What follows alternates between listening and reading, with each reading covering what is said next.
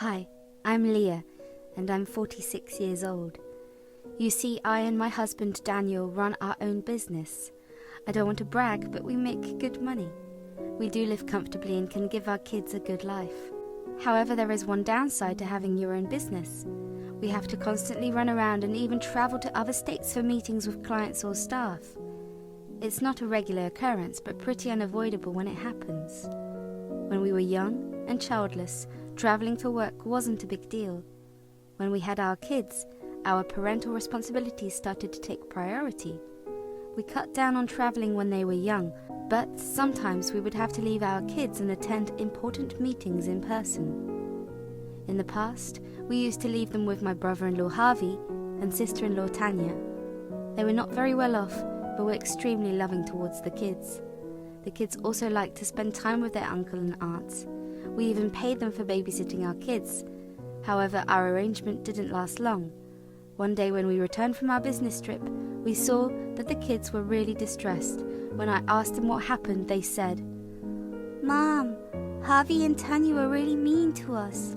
Tanya refused to let us eat when we were hungry. She even took away the snacks you brought me. Sky cried a lot, but Tanya scolded her for being whiny. Mommy, I haven't eaten anything since last night. Can you please give me something? I promise I will eat everything, even broccoli that I hate." "What are you guys saying? Tanya didn't give you food? Did you tell Harvey about what she was doing?" "We did, Dad, but he just told us to deal with it. I even saw them munching on our snacks. When I asked for a bite, they shooed me away." "What is wrong with them? We gave him enough money to look after the kids. This is ridiculous. They haven't eaten well in 5 days. Don't worry, I will get to the bottom of this, I promise. They will never be around the kids again." We were fuming with rage when we heard what our kids went through. I was ready to race to their house and strangle them. However, I knew nothing good will come out of that. I sent the kids to their rooms after making them their favorite dinner. It broke me to see them gobble up the food, so Daniel and I decided to call Harvey and Tanya. When they finally picked up, they seemed to be a little nervous. They said, "Hey guys, what's up? The kids are back home. It must be good to be with them after so long." "Cut the crap, Harvey. Why didn't you feed my kids? They were hungry and you told them to deal with it? What the hell is wrong with you?" "Hey, there is no need to shout at us. Your kids could do with skipping a meal or two. They eat plenty at their house. The oldest is gaining weight. I think it would help her to lose a few pounds." "What did you say? Are you body-shaming a child? They need to get proper 4 meals a day. Just because they eat well at the house doesn't mean they need dieting. You straight up neglected and abused my kids." "Whoa, calm down, princess. Not everyone is rich like you guys. We cannot afford to feed them fancy meals every time they want. They need to learn to hold their hunger." "Why the hell are we paying you money? What did you do with the money we gave you for feeding them, Harvey? Answer me." "You know, times are tough for us. We are trying for IVF treatment and could use the money. The kids need to learn to sacrifice for others. I will teach them to be humble." At this point, I was absolutely livid. They starved my kids so that they could start their own family? How do you neglect kids and then expect to be a good mother in the future? I called them every name in the book. I spared no one. Even my husband was having a hard time calming me down. Harvey and Tanya just kept defending themselves, calling me a drama queen. Daniel simply told them not to contact us anymore and said they will never see the kids again. He hung up the phone and we took some time to calm down. We were actually discussing funding their IVF treatment when we were on our business trip. After what they did to our kids, this was no longer happening. We were done with them for good. They will also never see the kids again, and that was set in stone. I and Daniel even called up my mother-in-law, Jenna, to tell her everything. Surprisingly, she tried to reason with us. She said, Now, I know what they did was wrong, but they had the best interest in their mind. They shouldn't have underfed the kids, but you have to understand why.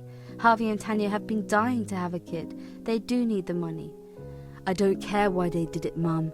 We will no longer keep in contact with them. The kids will never be around them again. I and Leah have decided not to fund their IVF. They don't deserve our money." "No, Daniel, please don't do that. Without your money, they won't be able to afford the treatment. They didn't know you would be helping them out. If they knew, they would not have done this. Forgive them this time." "There is no way, Jenna. We have made the decision and nothing will change it." Jenna tried to argue about the money for a while. However, she did accept that what they had done was messed up. She also agreed to honour our request and not to bring our kids around them. I could tell she was upset but didn't want to make us angrier. We did inform Harvey and Tanya about the situation and they threw a fit.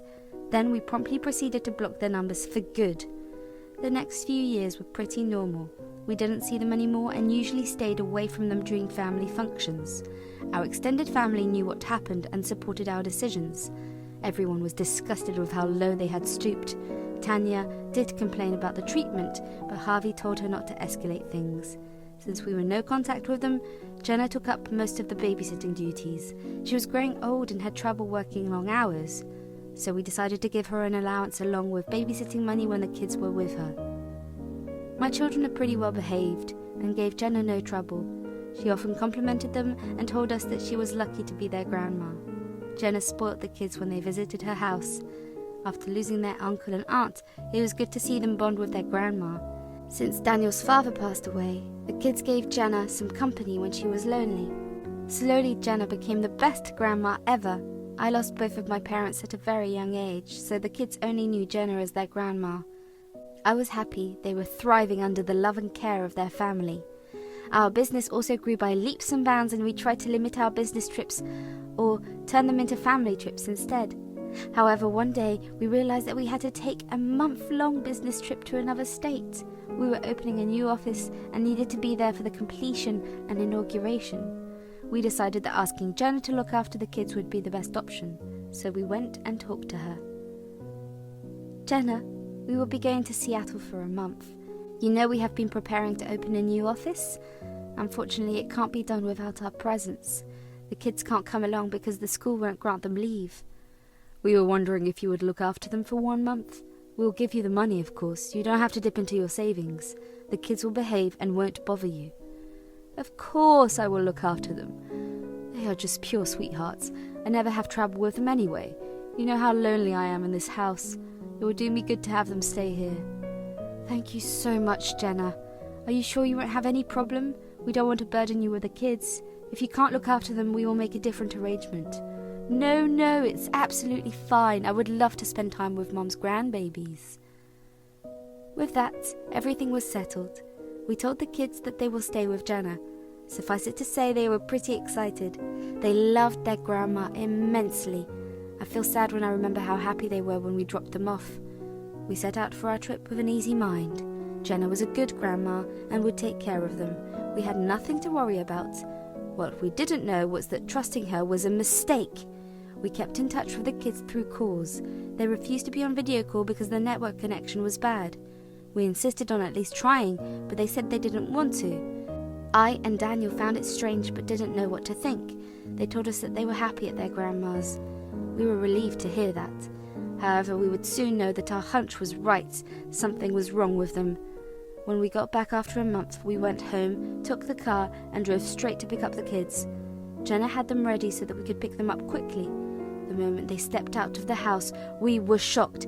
I said, "Kids, why do you look so miserable? You look like you have lost weight. What is wrong, baby?" "Mom, I want to go home. Please, let's go home." "We are here, kids. Don't worry. We'll be home very soon. Where is your grandma?" "She told us to wait outside for you. Dad, we really want to go home. Please don't ask me anything else. We can't stay here anymore." I held my kids as Daniel drove off. They felt really thin when I hugged them. They clung to me and hid their faces in my arms. We sat in the back because they were refusing to let me go. My mind immediately went to the time Harvey and Tanya were starving them. I didn't say anything because I didn't want to upset the kids anymore. Daniel was also nervous and kept looking at the kids from the driver's seat. We sped home and took the kids inside. The first thing they did was run straight to the kitchen. When they opened the fridge, they found nothing. We had cleared the fridge because we weren't going to be home for a month. The moment they saw the fridge, Sky just started crying while Bella stared blankly at it. At that point, I knew what had happened. I just couldn't keep the tears anymore. I helped them and cried as Daniel practically ran to the nearest food store. I tried to calm down the kids and gave them some cookies that were in the cupboards. They were just finishing the cookies when my husband arrived. We sat them down and told them to eat what they wanted. I had to literally stop Sky from eating too fast. Daniel just stared at the kids with the saddest expression on his face. He was starting to tear up and I could see that well enough. I said, Daniel, you need to keep it together for the kids. They are the ones who are hurting the most. Once we know, we will do what is necessary. I'm trying, Leah. I just can't believe my family could do this to the kids. I shouldn't have trusted them. Let's not jump to conclusions, Daniel. We left the kids there because Jenna was a loving grandma. Even the kids insisted on being with her. Let's wait for them to tell us what happened. Bella and Sky cleaned the plate in no time. We told them to rest and then we would talk. Sky and Bella said they won't go to bed without us. Sky was exceptionally stressed and I had to lovingly put her to sleep. Once we went into Bella's room, she told us that she wanted to talk. She didn't want her sister to recount their nightmare again. I said, Go ahead, Bella. If you want to tell us now, we won't stop you. Bella, please tell us what happened. You don't have to worry. We will make it right. Just tell us. Mom, Dad, Grandma starved us as Harvey and Tanya did. She never fed us for more than 2 meals a day. Even then she gave us half portions and wouldn't let us take more. The entire month we were only eating canned beans and 2 pieces of toast. She also refused us to give us lunch for school. What? Jenna did this to you? Oh my God, how did you manage to eat at school? My friends shared some food. On the first day I brought some snacks for my allowance, but Grandma took them away. She also took the remaining money and told me that children should not have money. Sky was having a rough time dealing with hunger. I used to leave some of my food for her, but it wasn't enough. We begged Grandma for food. She didn't listen to us. Bella, why didn't you call us? We could have come back immediately. You are more important to us than anything else. We thought you were happy at Grandma's. Grandma was always with us when we talked to you. She kept pressuring us not to tell you guys. Sky was really scared about what would happen if we told you. I didn't dare to go against Grandma. Oh, my poor child. You are a brave girl, Bella. You even gave up your food for Sky. I'm so proud of you. Don't worry, Bella. You don't have to see Grandma again. I won't let her get away this time. I can't believe she did exactly what Harvey did to you guys. Looks like she didn't learn at all. Harvey and Tanya did come over to Grandma's before you came back. I heard their conversation through the door. Grandma gave them money for some treatment. I'm not sure what it is. I was too scared to listen for long. What? So Jenna was taking our money and starving our kids for them? This is unbelievable. We let them go east last time. We won't do it now. Don't worry, Bella. We will deal with this. From now on, you will always travel with us. We won't leave you behind no matter what. What is the point of working hard if my kids can't be safe? Yes, Bella. You can go to sleep now. We'll be back after some time. Dad will bring over some food before we leave. You can go eat if you want. We kissed Bella goodbye and went to pick up some food. The entire time we were discussing how we can punish them. Once we restocked our fridge, we raced to Jenna's house. She looked frazzled and welcomed us in. The moment we walked in, we saw Harvey and Tanya sitting on the couch. I was so mad. I said, "Oh, look who we have here. Did you come back for the rest of the money? Must be fun stealing money from children and making them starve for your benefit." Leah, don't talk to them like that. They are guests. Mum, it is you who has disappointed us the most. You starved my kids for them. How could you do this to your own grandchildren? I thought you loved them. Stop overreacting, Daniel. The kids are fine. They were fine the last time as well. Don't act like I killed them or something. Harvey and Tanya needed the money. I don't care if they need the money. Who are you to steal from my kids and give them my money? How can you talk about us like that? Do you know how hard it is to have a child? We needed the money. If you had helped us, this wouldn't have happened. Yeah, you and your spoiled kids needed a good lesson. You always flaunt your wealth and give us scraps. We want the real deal now. At least Mum did something to take that money out of you. How dare you justify your actions? If this is how you treat children, you don't deserve to be parents. We were willing to help you until you abused my kids. Oh my God, stop screaming at us. The kids are fine. They didn't complain when they were here. Now they are playing the victim for no reason. They didn't complain because you threatened them. How could you do this to your own blood? Don't you feel ashamed? I did what I had to do to get grandkids.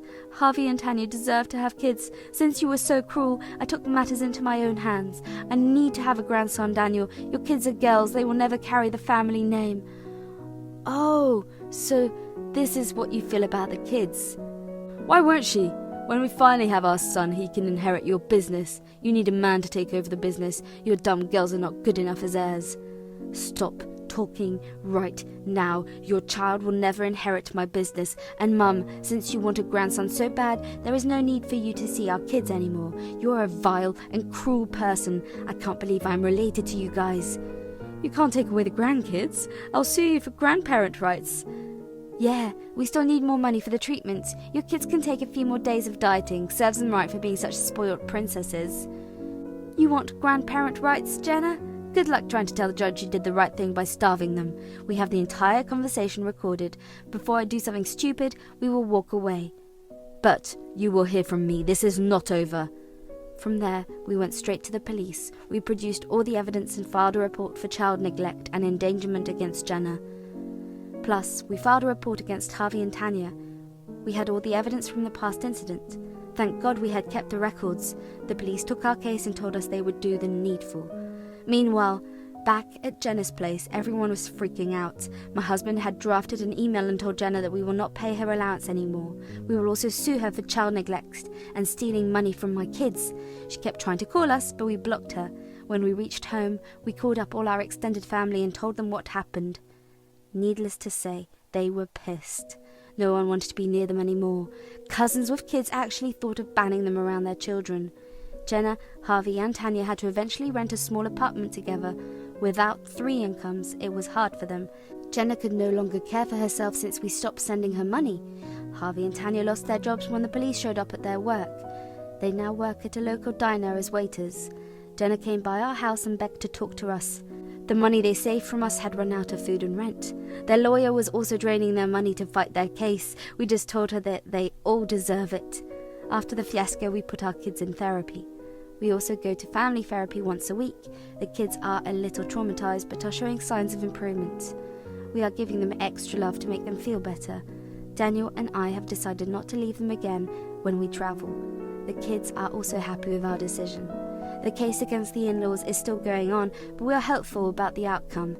In the end, I was glad we took our kids away from toxic people, and my in-laws are going to pay for what they have done.